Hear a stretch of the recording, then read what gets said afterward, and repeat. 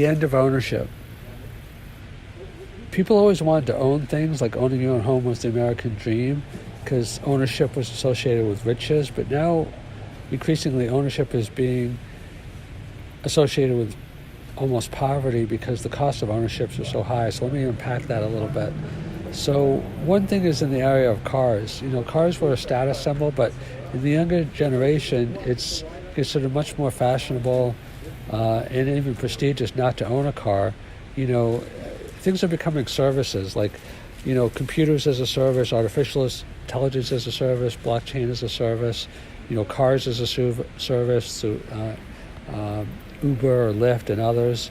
And in the on-demand economy that we have, it's just considered a burden to have to, you have to make payments on the car or purchase it outright. You have to buy car insurance. You have to fix the car when it breaks.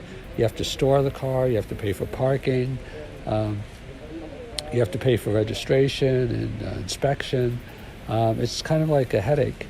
So, there are some conveniences to ownership also, but the major downside to ownership is that you have to, two of them. One is that you have to fix it, whatever it is, if you own it, or buy a new one, and also that you have to continually pay, because with like a subscription service or whatever, like Apple is moving to more subscription services rather than buying a new iPhone all the time.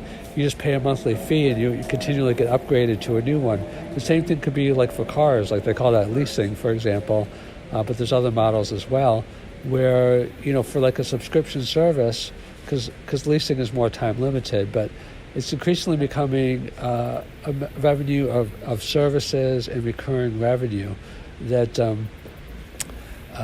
the key to success financially is having customers locked in to recurring revenue. That's why, for example, Amazon and Prime is so successful. So cars, are one area where people are moving to. Not only can you do an Uber, but you can rent a car when you need it, like for a day or a week or a month. You don't have to worry about keeping it forever. You can also rent out your car as well. Clothes are moving into this as well. I had a podcast recently where I talked about the rental, rental is the new black. People want to buy expensive clothes. They want to wear expensive clothes rather, but they don't want to buy them. They want to do expensive accessories or just rarer things.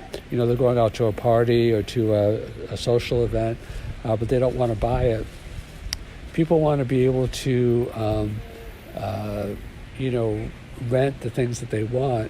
In the past, it was considered, you always had goodwill, but it was, for a lot of people, they wouldn't consider renting someone else's clothes a thing that you could actually do or want to do necessarily. But they say the younger generations are more open to this idea of renting things rather than owning things in general.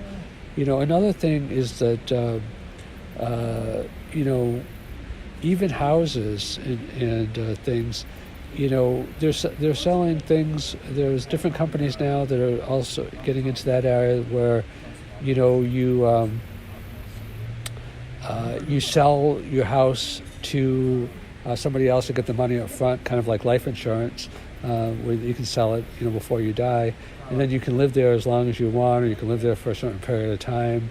There's a lot of different models that are coming on into all forms of ownership. So increasingly in a world, another factor in this is what's called dematerialization, that, bytes to bits is becoming much easier of a transformation now. We don't have replicators that could just make anything out of anything, but we have 3D printers and we have a lot of other ways of transforming and creating the materials that we need. So in the future, when you can create things much more easily, then it's kind of more of a burden to own it when you can just create it easily.